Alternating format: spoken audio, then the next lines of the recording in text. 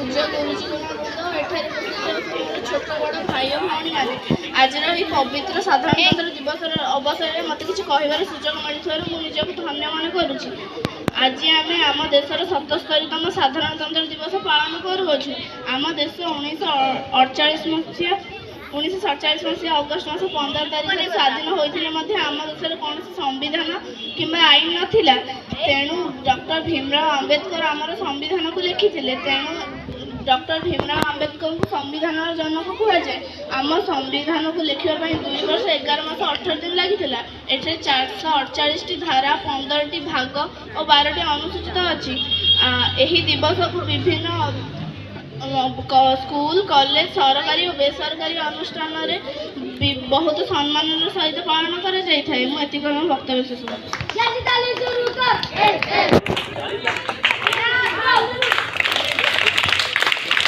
बहुत बहुत धन्यवाद प्रिया राधिका।